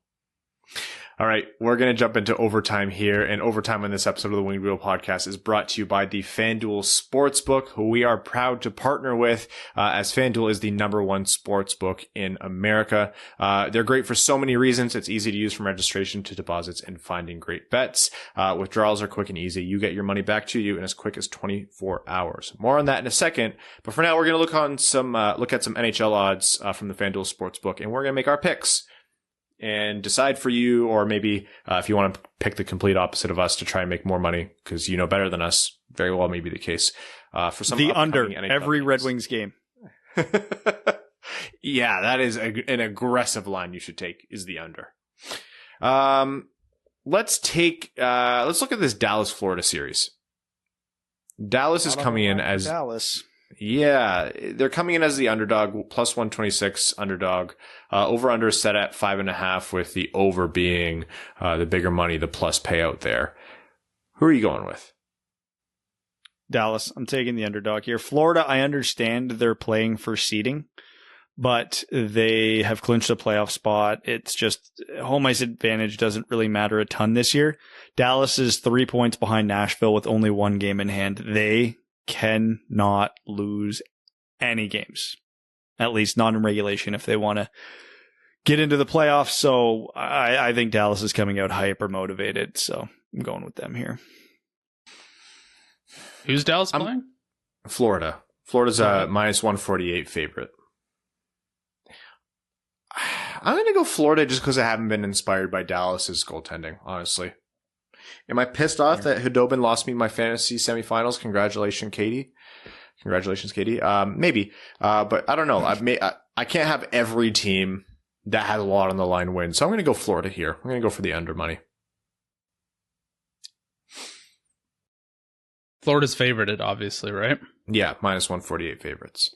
Yeah, I think I can't. My brain is off at the best of times today. Yeah. I like Florida. I just, like Ryan said, Khudobin does not inspire confidence right now, and apparently Florida can put anybody in net and win. So I'll go with them. Didn't Spencer Knight play the other night? Yeah, Spencer Knight game. Yeah, he came in and looked great. So, boo, Florida, you figured it out. Vegas coming into Minnesota as the favorite. Minnesota's a plus 110 underdog at home.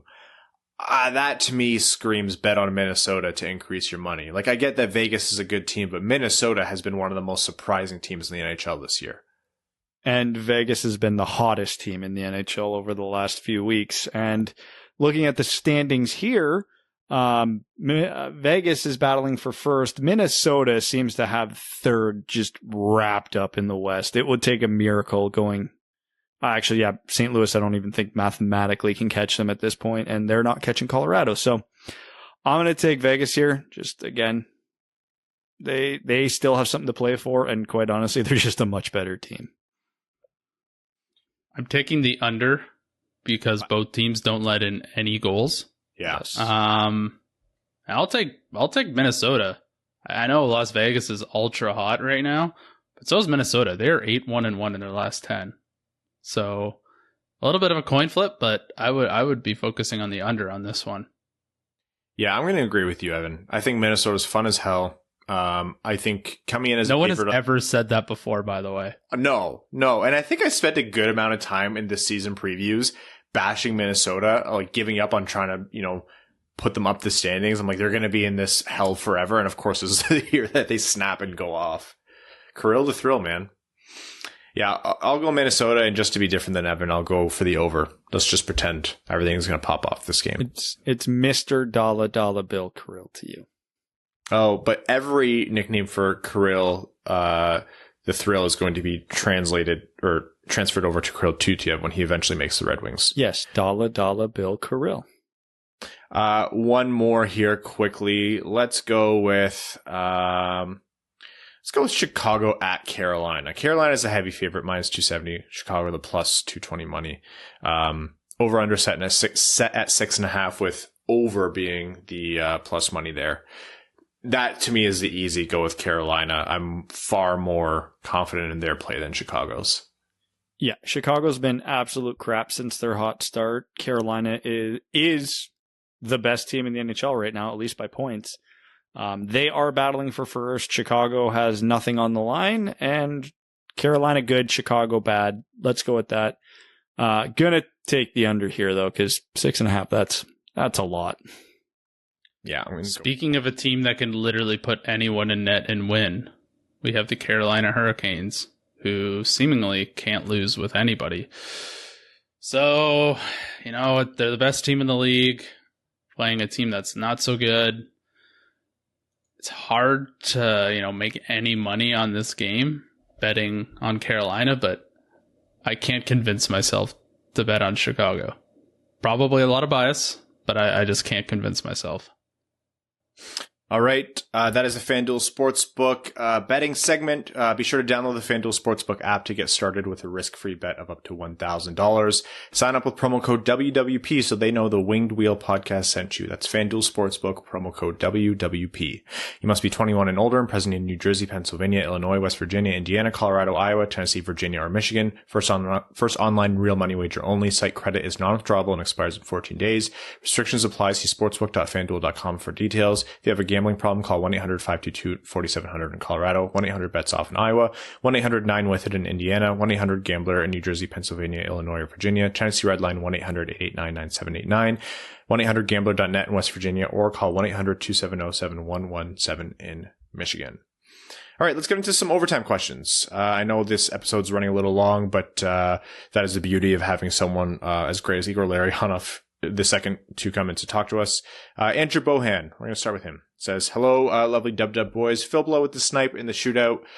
When did we cross away from Earth Prime into this alternate dimension? Seeing as we're not on Earth Prime anymore, what other unbelievable thing do you see happening this year? Alternate dimension? Red Wings win the draft lottery. That's my answer. I think there's a better chance of the heat death of the universe. Thomas Greiss goes 3 shutouts in a row and finishes with a record of 1-0-2. Ruthless and Toothless says Ken and Mick were at it again. This time they even had a graphic comparing Mantha and Vrana. First world problems. Brad was particularly on point last episode. I agreed with almost everything he said, especially the Wings potentially being a better team yet falling in the standings, which I would bet is a mathematical certainty. I'm happy with that scenario. I would hope most Wings fans would be. I was watching Joey Poison, which is Veleno. He reminds me of Fedorov in his low-wide skating style. Am I hallucinating, or does anyone else see that? Cheers. No, Veleno's always been a really strong skater. That's arguably one of the, if not the biggest strength of his game. So I don't think he's as good of a skater as Fedorov, but in terms of stylistically, I could see it. I think Veleno's a little more upright than Fedorov is, but yeah, close enough.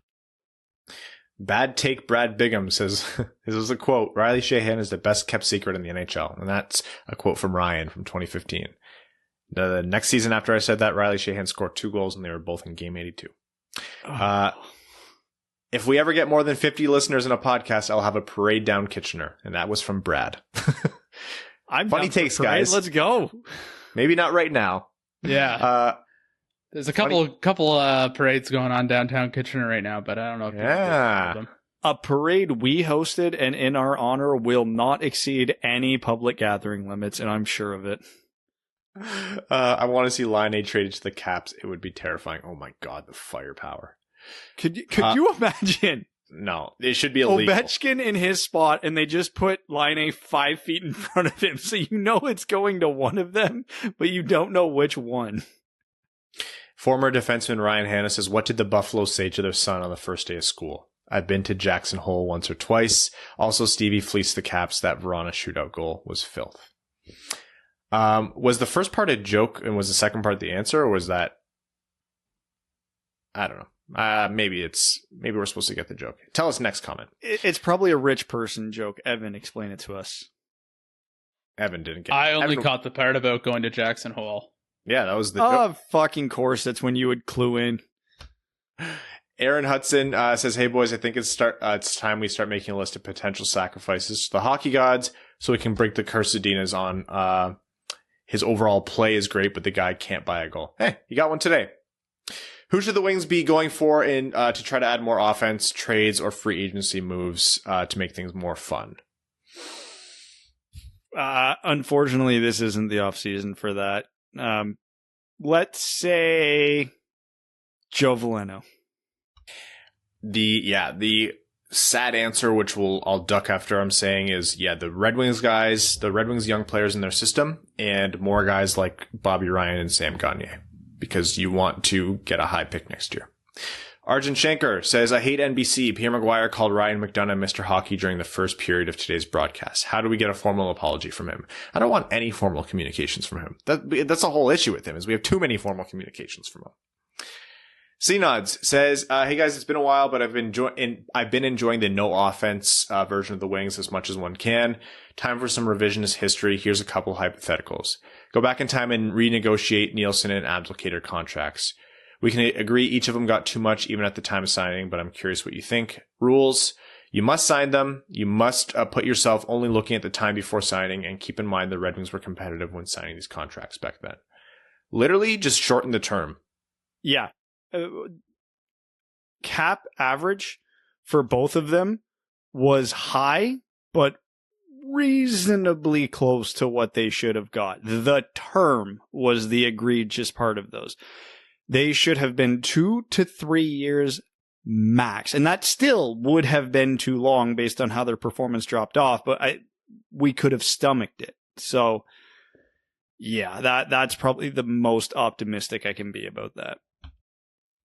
Patrick Swayze says, hey, Brad, Ryan, and Rich Guy, I hope all is well. I want to run something past you. Dante Fabro, Robbie Fabry, Robert Bertuzzo, and Tyler Bertuzzi in a last man standing battle royale. Who's walking out with the champion's belt? It's got to be one of the Bertuzzes, right? So who is it? Bertuzzi, Fabro, Fabry, and Bertuzzi, Bertuzzo, Fabro, and Fabry. Bortuzzo, probably. He's trucked some guys in his day, and he actually is a former Kitchener Ranger, so we got to watch him truck guys in person. He's a big dude. Yeah, and underdog chance for Tyler Bertuzzi there. He kind of has the crazy guy in a fight vibe to him. Actually, weird coincidence, 3 of those 4 guys played within 15 minutes of where I live right now. Yeah, I was going to say they've all played very close. Yeah. First line winger Adam Ernie Stan Club says, without Jack Eichel and Taylor Hall, the Buffalo Sabres have managed to put together a few impressive wins against Boston, Washington, and Pittsburgh. Without Dylan Larkin, the Red Wings have managed to put together a few impressive periods with more than 5 shots. That's pretty neat. I want to apologize for saying Jeffrey wasn't the worst coach in the league a few episodes ago. I didn't think he'd take that as a challenge to prove me wrong. I love when I can't, my eyes can't read ahead to kind of like parse out the sentence, and I'm surprised by it as I'm reading it.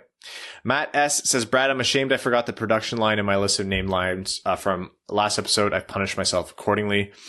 Echoing a previous comment, I'm so happy NBC is not the national broadcast partner next season. They're so bad.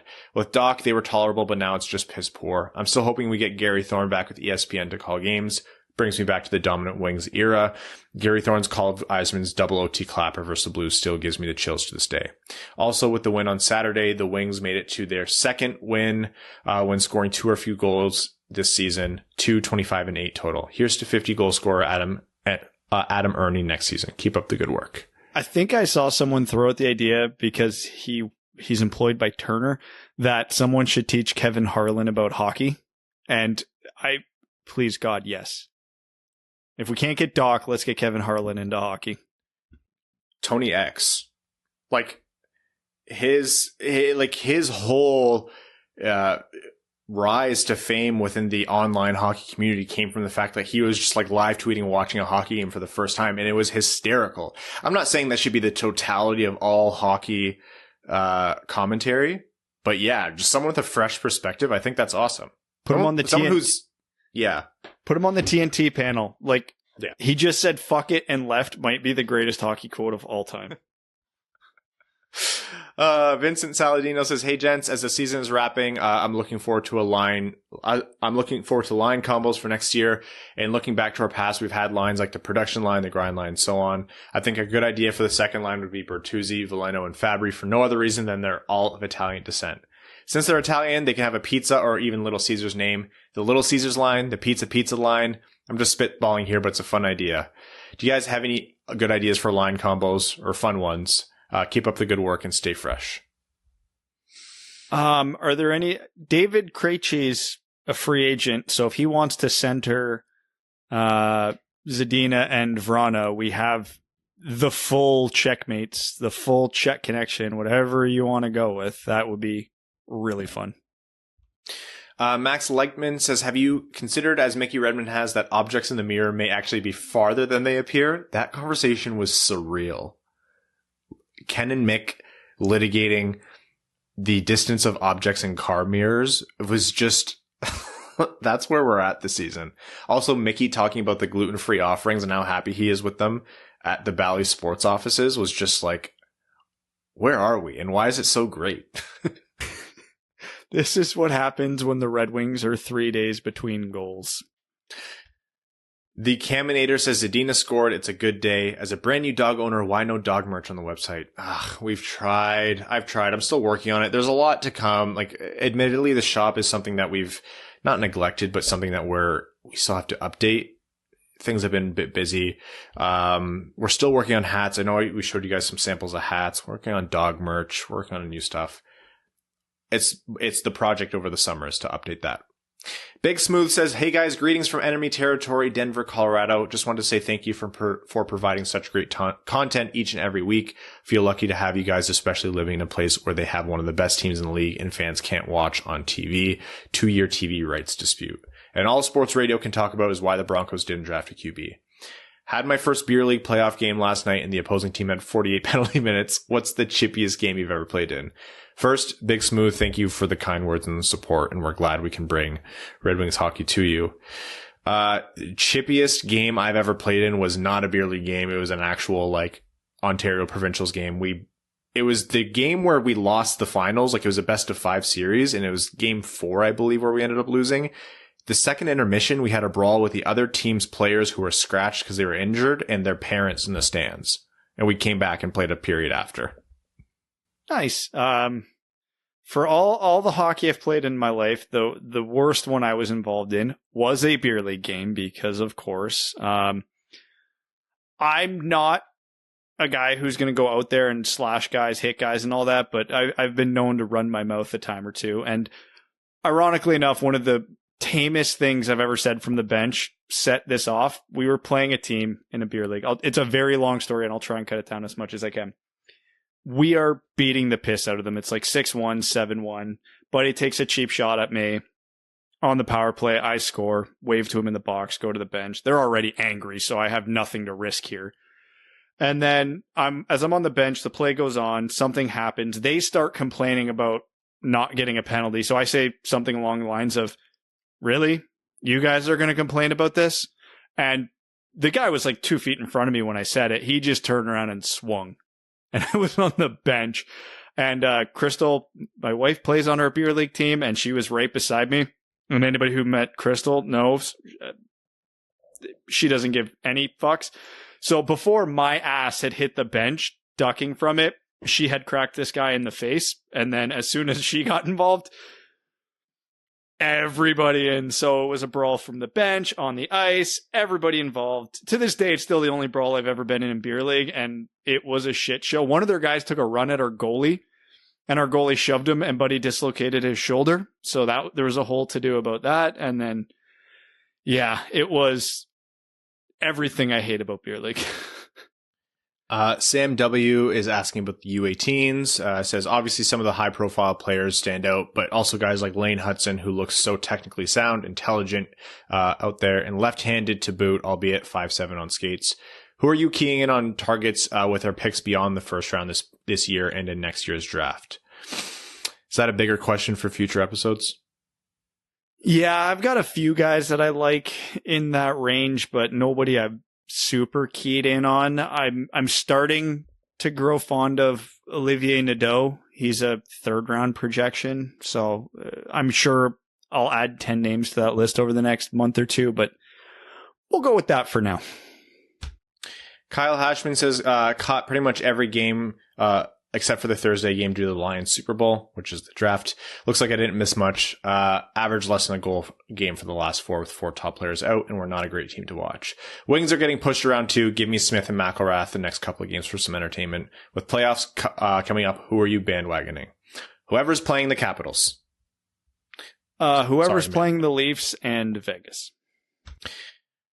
Moritz Seider or Toby Maguire says, what do you think it would take to get Pittsburgh's first round pick in 2022? Oh, I don't think a team that's about to lose Crosby and Malkin in the coming, I don't know how long, is going to give up their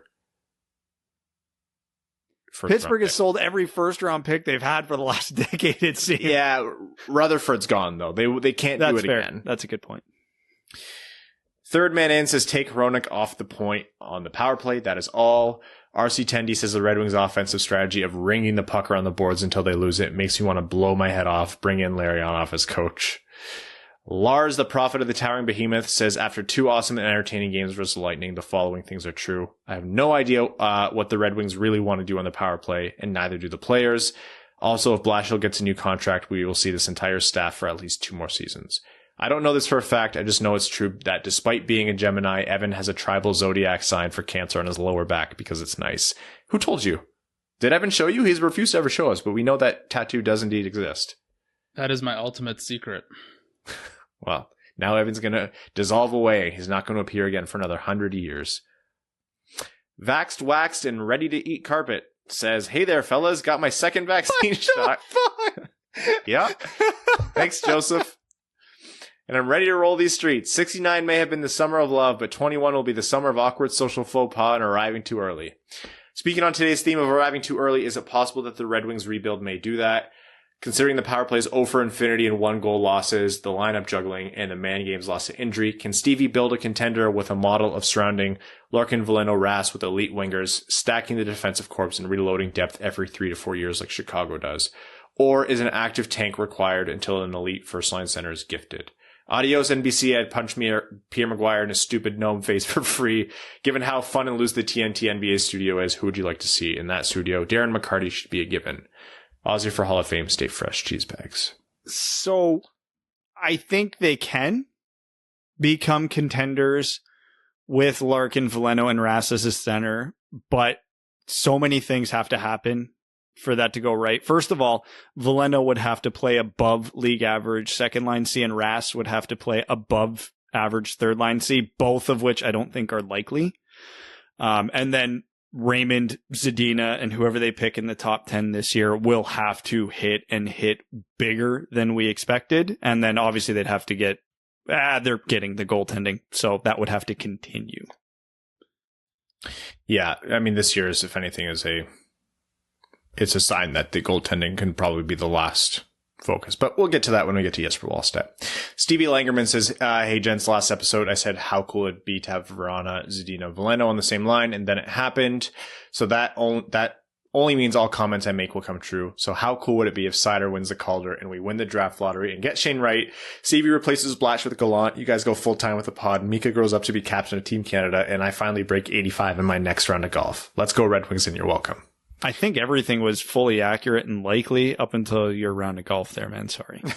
What are you antagonizing the guy for? He very clearly has control over our future. Yeah, this is true. This is true. Because okay, so I'll twist it. He's aiming too low. I think you can break even. You can get par, buddy. Dream big. Just honestly, all I expect of you is to be better at golf than Evan, because that would be satisfying. This episode has been chock full of good stuff, but it has run long, so we're going to wrap this up. Apologies for Twitter and Reddit. I promise you we'll look back at these, but don't be afraid to repost them for next episode. Thank you all so much for tuning in. We hope you enjoyed today's interview. Lots of content coming up soon. Next episode is on Wednesday night. Until then, we'd like to thank all of our listeners, our sponsors for this show, the FanDuel Sportsbook, our name-level sponsors on Patreon, the true heart and soul of the show, Arjun Shankar, Yves Bartel on behalf of the Sarah Grand Foundation, Brett Bailey, Terry, driver of Evans Folkwagen, Taylor Tagel, Arjun Shankar, again, I read his name twice, Bad Take Brad Bigums, Brandon M, Citizen High Five, Craig Kibble, Greach, Han Ali, Hassam Al-Qassem, Jacob Turner, Jake Kiefer, Jeremiah Dobo, Joe Santangelo, Kalen Wood, Cody Stark, Kyle Hashman, Kyle McClure, Luke Johnson, Matt McKay, Matthew M. Rice, R.A., Ryan Hubbard, Scott Martin, Zach Spring, Andrew Bohan, Sam Bankson, Adam, I wish I could finish like Ernie, another former junior goalie turned golfer, Antonio Gracias, Connor Leighton, Evans Bingo Card, Jeremy Brocker, John Evans, Joseph Minama, Josh Yelton, Kevin McCracken, Quaz, Matt Keeler, As Good As It Gets, Shitbucket Surprise, Stan Olsen, Trevor Pevavar, Vaxxed, Waxed, and Ready to Eat Carpet. See you Wednesday, guys. Thanks for tuning in to the Winged Wheel Podcast. Be sure to check out wingedwheelpodcast.com, where you can subscribe to the show on iTunes, Spotify, or wherever you get your podcasts. You'll also find links to other ways to support the show, such as Patreon, official podcast apparel, and more. And don't forget to follow the show on Twitter at Winged Wheel Pod. And of course, the hosts at Brad Crisco, at Ryan Hanna WWP, and at Hockey Town Evan.